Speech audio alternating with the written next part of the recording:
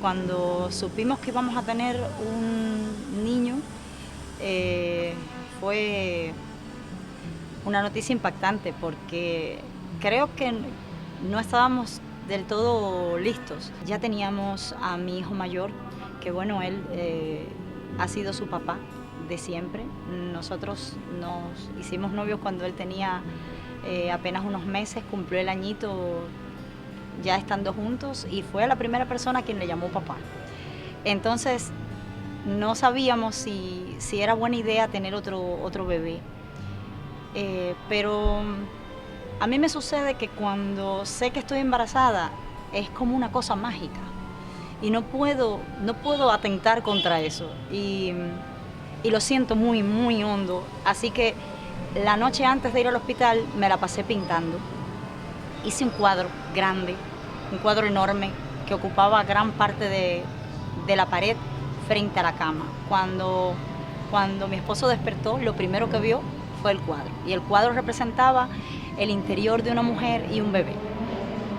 Y para él fue tan difícil. O sea, después de ver ese cuadro, porque además es un hombre muy sensible, deshacernos de esa vida que ya venía en camino, que entonces decidimos no ir al hospital y quedarnos con el bebé. Y yo creo que ha sido la decisión más bien tomada de nuestra relación.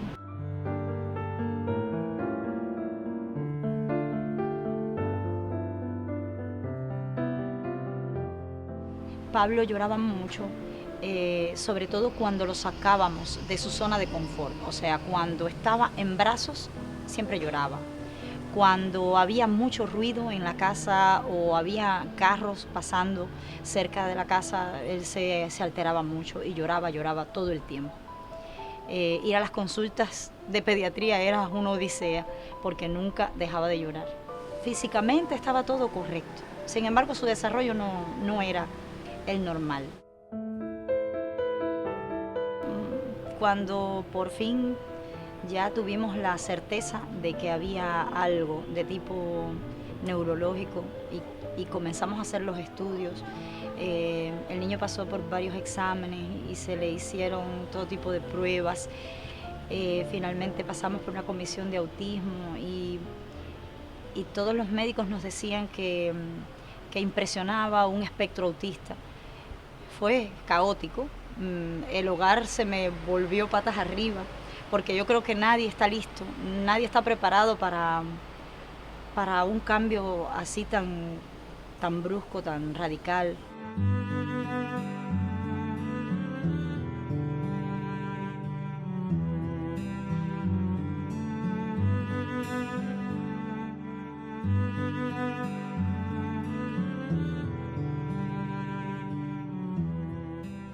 Pablo es un niño que, aunque su cuerpo se desarrolle normalmente, siempre va a tener aproximadamente la mitad de su edad fisiológica. Psicológicamente actúa, se comporta como si tuviera la mitad de su edad. Justo ahora tiene 15 años, o sea que está alrededor de los 7 años y juega juegos de niño pequeño. Es difícil hablar de esto porque recuerdo que alguien me dijo, los niños que son así son un pedazo de carne con ojos. Y creo que es tan terrible.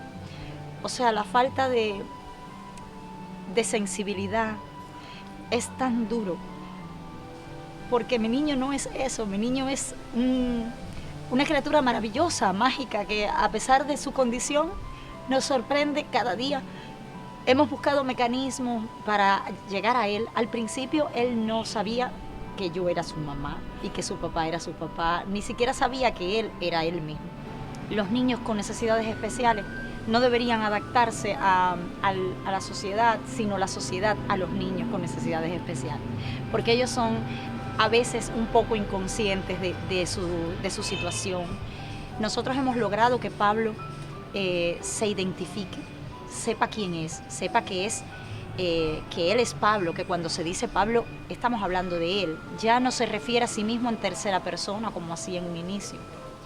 se ha vuelto un niño cariñoso, muy amoroso, y todo eso con mucho esfuerzo y mucho trabajo, porque en un principio le molestaba incluso que lo tocaran, le molestaba que lo abrazaran, le molestaban las multitudes.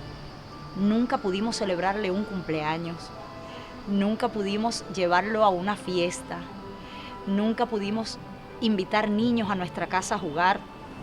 Cuando fue a cumplir sus 13 años, nos dijo que quería invitar a alguien.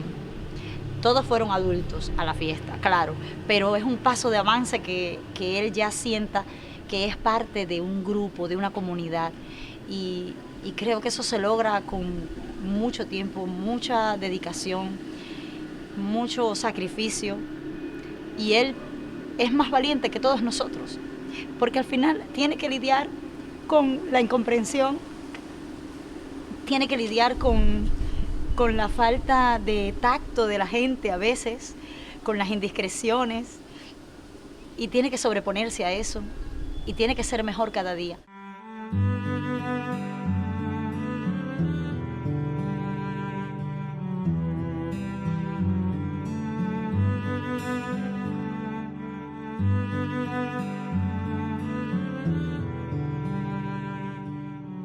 El mundo de Pablo es resultado de la convivencia con Pablo, un libro que ha sido maravilloso haberlo escrito. En un principio mi tutora me decía, tienes que escribir un libro para sacar todo ese dolor que tienes, todo ese dolor de madre que ha pasado por tanto, tan difícil. Y yo me senté a tratar de escribir mi dolor.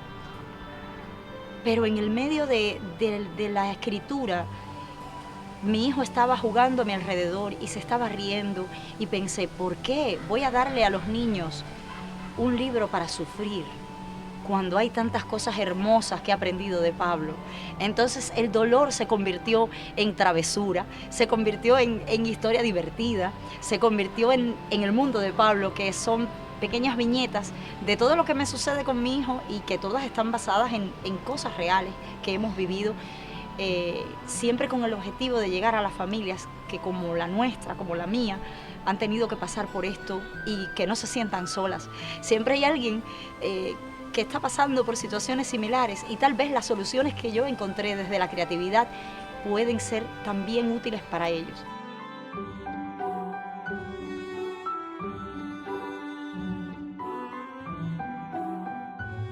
¿Qué va a pasar cuando yo no esté?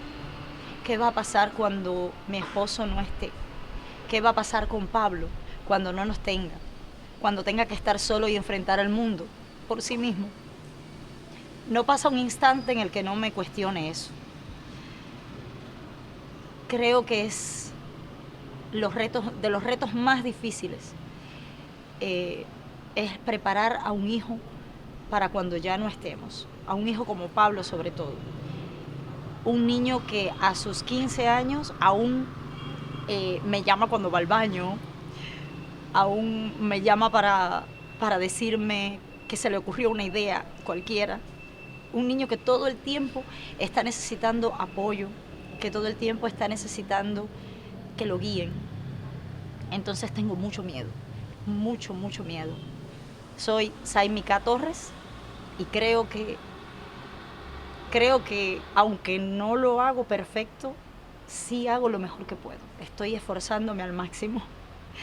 Todos nos esforzamos al máximo para que Pablo en el futuro pueda ser brillante, feliz, sobre todo feliz, porque ese es el objetivo. Los hijos vienen al mundo para ser ellos mismos, no para ser como nosotros queremos que sean.